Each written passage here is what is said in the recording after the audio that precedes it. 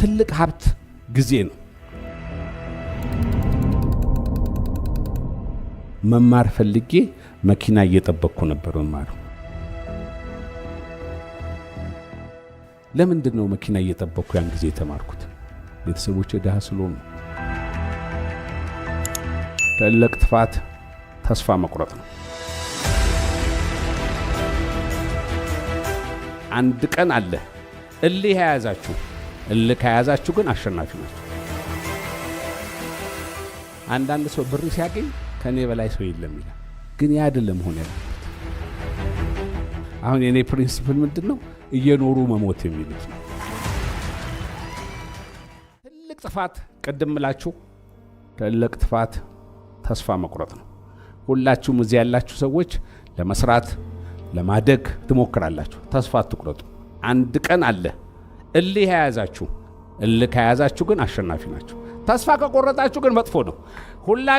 ሁሉም የደረሰበት ደረጃ ትደርሳላችሁ። አይደረሰም ብላችሁ አታስቡ።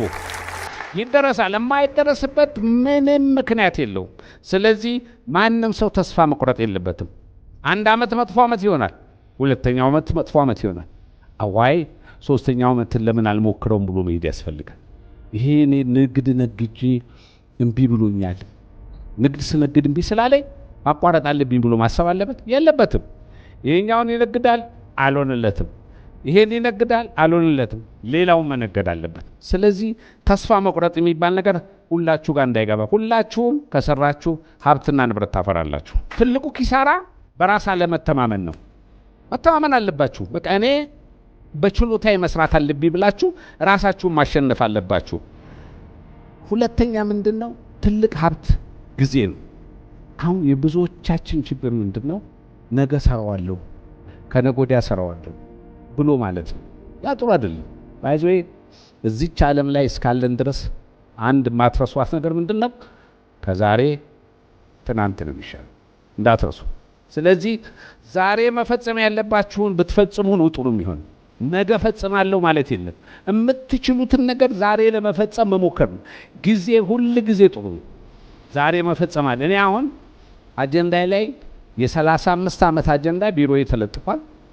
እያንዳንዱ እንጃ ላለፉት 30 ዓመታት 1500 አጀንዳዎች እናትምና ለሚመለከቱ ሰዎች እንሰጣለን። ለምን? ብዙ ነገር ላይ ከመጨነቅ አጀንዳ ላይ የያዘ ነገር አይረሳም። አድቫንቴጅ አለውና ሁሉ ጊዜ የሚባል ጥሩ ነው መጨረስ። እኔ አሁን አንዴ አሜሪካን ሀገር አንድ ይሁን ነገር እያሰራው አንድ የስፓኒሽ ሰውዬ ነው እንደምታውቁት የኛን ስም ለመያዝ ያስቸግረዋል። ምን ይለዋል? ሁሉ ጊዜ ነው ይመጣና እንዲህ ይሄን መቼ ነው የምጨርሰው እለዋለሁ።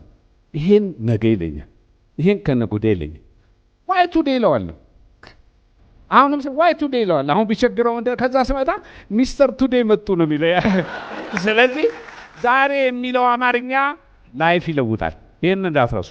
ዛሬ መጨረስ ያለብን ነገር ካለ ዛሬ እንጨርስ። ለነገ የሚባል ነገር ጥቅም የለው ነው። አስተዋይነትም ይኖራል። ትልቅ ነገር አስተዋይነት ነው እና የህይወት መመሪያዎችና ፍልስፍናዎች መሆን ያለበት ደግሞ አንድ ደረጃ ላይ ስንደርስ ብርን እንወዳታለን፣ ማጥፋት አንወድም። ግን ያ አይደለም መሆን ያለበት። አሁን የኔ ፕሪንሲፕል ምንድነው? እየኖሩ መሞት የሚሉት ነው። ማስመር አለባችሁ። እየኖሩ መሞት ባገኛችሁት ነገር እየኖራችሁ ነው መሞት ያለባችሁ።